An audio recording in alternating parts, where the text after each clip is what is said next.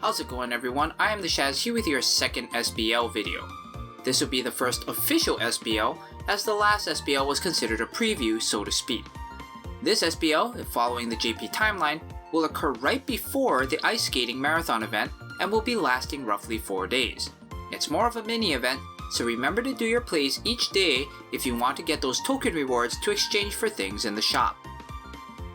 As a special treat for this video, I enlisted the help of the number 3 overall voltage ranking from the last SBL, TC Giro. He gave a lot of great insights into what whales do to achieve the voltage that they do, but also gave some tips that may help you during this SBL run. First things first, the group that gets the bonuses this time around are the first years, who get a 20% base stat bonus, so we will keep that in mind while building our teams. Second, the songs for this SBL are Sore wa Bokutachi no Kiseki, or It's Our Miraculous Time, Strawberry Trapper, and everyone's favorite song to play when a new costume comes out, Starlight. I want to take this time to highly advocate for a certain way to play through SBL if you are looking to cheese either SP cycles or skills. Before you start your cheese runs, do at least one voltage run per song per day. For those of you that didn't notice, there are Star Gem rewards for the overall voltage leaderboard, which makes doing one voltage run a day imperative, even if you don't have a particularly strong voltage-based team. Let's get into our first song, Sore Boku. Sore Boku employs a 15% appeal debuff to off-attribute cards, so if you are like me and do once-a-day voltage runs, remember to run a cleanse card if you don't have a fully on-attribute main scoring team.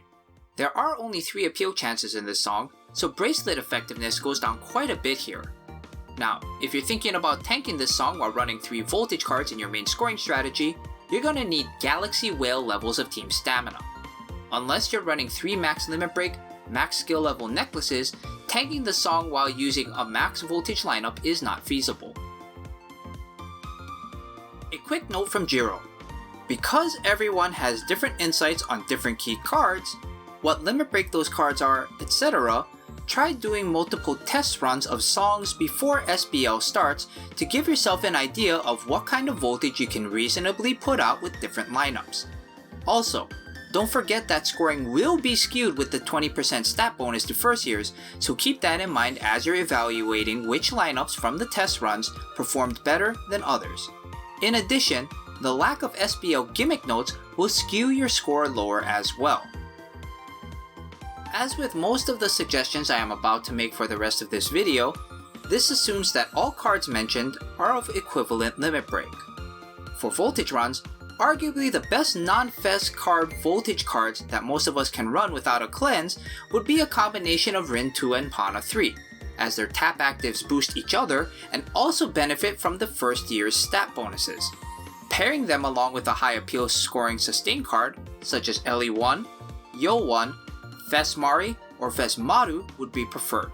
While something like Fesmari would boost the scoring of a Rin 2 plus Pana 3 comp, she wouldn't benefit from the group bonus this time around, while Fesmaru would, even though she's a strictly defensive based sustain card that has no innate buffs to scoring. For backline cards during all voltage runs, UR cards like Kotori 1, Kanan 1, LE2, and Ruby URs 2 and 3, cards that all have an appeal plus all passive, work great as backliners. If you're having to run off attribute cards for Sore Boku, or any of the other SBL songs, some other beneficial backline members would be Mari 1, Maki 1, Koto 2, Maru 2, Nico 2, Honoka 3, Kasumi 1, or Fes Kanata, depending on if you have some of those cards that would help bump up your frontline unit scoring, since all of their passive buff same attribute cards. Even SR Fruits Ellie, SR Cheerleader Chica, and SR Cheerleader Ruby can be helpful, especially if you're running a 2 voltage plus 1 sustain card main scoring strategy, since all 3 of those SRs buff other voltage cards. Now, as far as SP cheesing goes, you're going to want to run a similar comp in all 3 of the songs I'm going to mention in this video. First, check to see what your best SP gauge fillers are and set them up in a strategy. If you only have 2, like say Yoha 1 and Pana 2, pair them with a skill activation rate up card if possible so that they are able to proc their tap actives more often. And make sure you equip the highest rarity, highest skill level keychains you have to them to help enhance these chances as well. In addition, make sure to equip as many bracelets as possible to your other 6 idols, with your highest rarity, highest skill level bracelets on the strategy with the 3 highest appeal cards you have.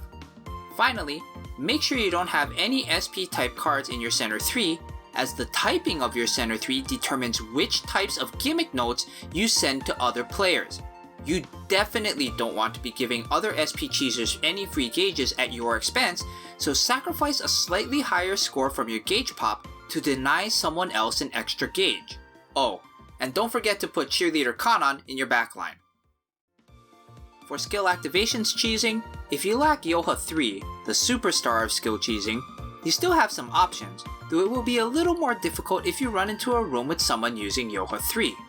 You're going to need to rely on skill-typed URs such as Nozo 1, Chica 1, and Koto 2, and also have skill-typed SRs like Fruits Ren, Animal Emma, and Snow Halation Ellie, but only run Snow Halation Ellie if you know you can't pass appeal chances.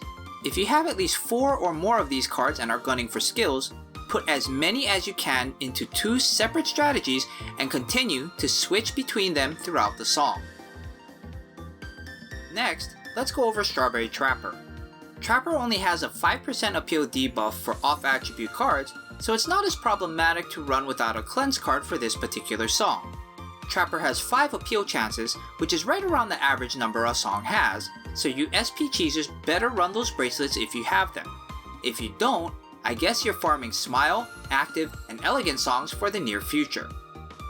As for team comps, a common comp for Voltage runs will most likely be a combination of Fest Setsuna, Umi 2, and Ruby 1, as all-around attribute buff each other from their passives, and Umi 2 and Ruby 1 have live show actives that, if they proc, will boost your scoring from the very beginning of the live.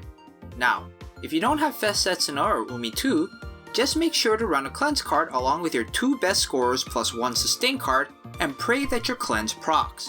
That 5% appeal debuff may not seem like much, but scores are so close that you will probably need it for the overall and daily leaderboards.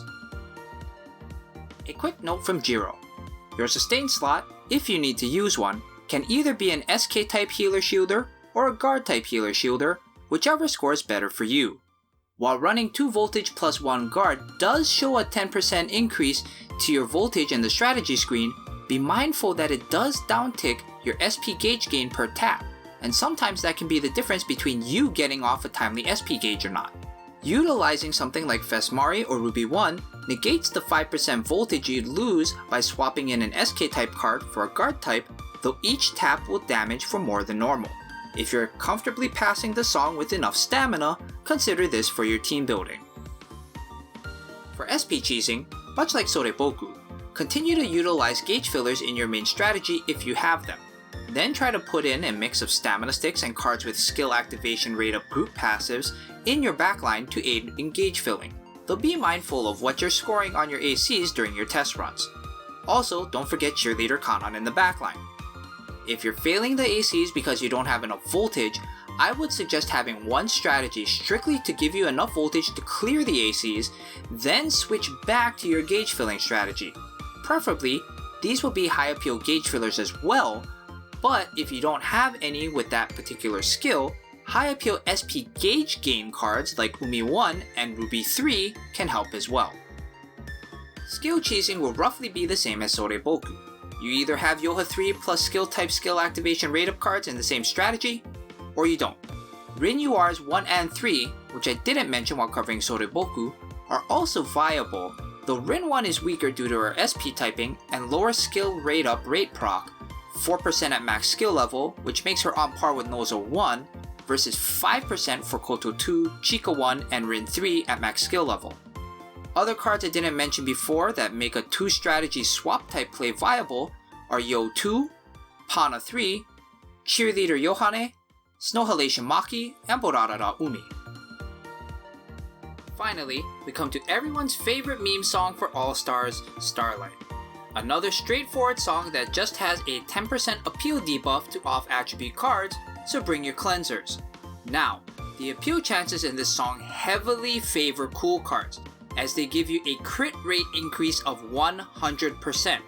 With that in mind, I can easily see a lineup of Maki 1, Fez Setsuna, Fez Karen, and Fez Mari being the 4 most commonly run during voltage runs. If you don't have the Fez cards, don't fret. If you have enough cool attribute URs, I can easily see a team with a combination of Maki 1, Yo 1, Yoha 2, Nozo 3, or Yoha 4 being viable in a non-Fez card lineup. If you have both Yo 1 and Yoha 2, you may end up running Yoha 2, since her base appeal with the stat bonuses is higher than that of Yo 1, though she'll crit less frequently outside of ACs.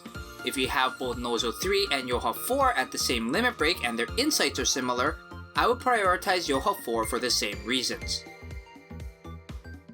Since most of you SP cycle and skill activations cheesers pretty much have the same lineups across all 3 songs, let me give some advice to those of you that are trying to double dip. That is, trying to win both SP cycles and skills. Check to see if you can comfortably run 2 strategies with gauge fillers, and do like the skill cheesers do and constantly swap between the 2 strategies.